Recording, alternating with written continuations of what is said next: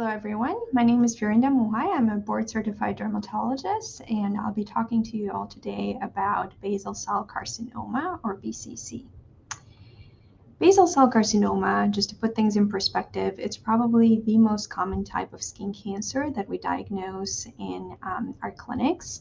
According to some estimates, there's over 4 million cases of BCC that are diagnosed each year in the United States, and the number seems to be continuously increasing over time.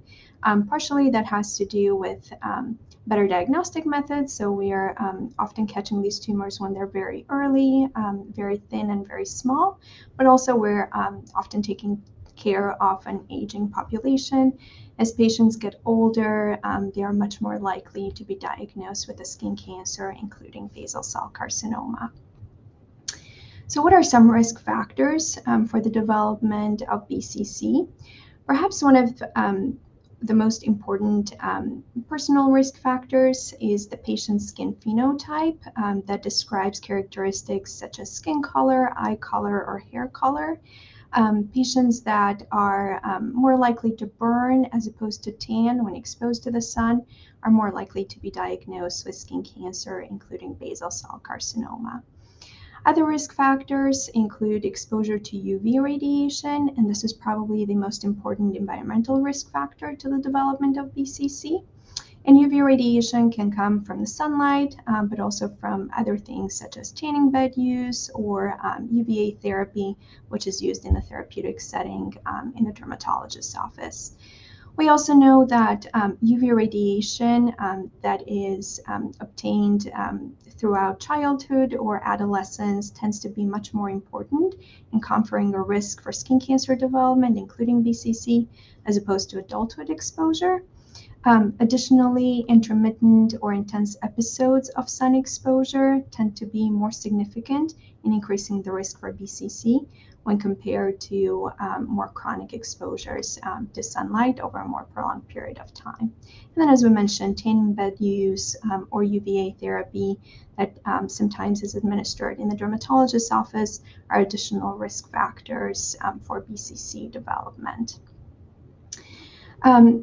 Other risk factors include immune suppression, so patients who may be chronically immunosuppressed due to an autoimmune disease and they may be taking medications for these, or those patients who have had a solid organ transplant or an allogeneic stem cell transplant are at higher risk for skin cancer, including BCC. History of radiation exposure for an unrelated condition can also increase the risk of basal cell carcinoma within the radiation field, and that usually happens several years after the radiation exposure.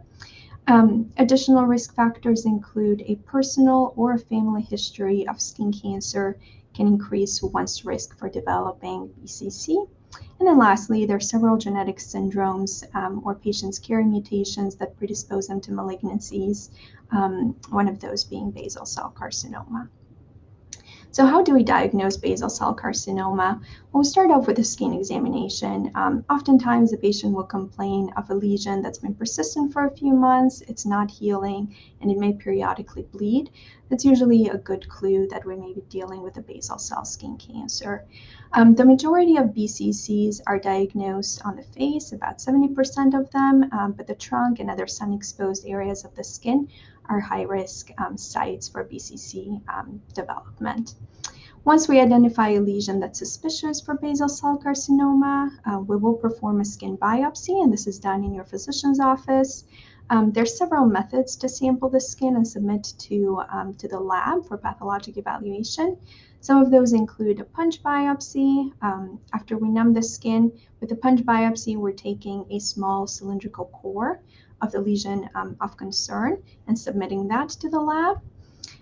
Other methods include a tangential shave biopsy, which is when we use a sharp instrument like a blade to remove the top layer of the skin and submit that for processing and for the pathologist to look at. And lastly, an excisional biopsy can also be performed when we identify a lesion of concern. This is where we're removing the lesion with some margin of normal skin and submitting that whole specimen for pathologic evaluation.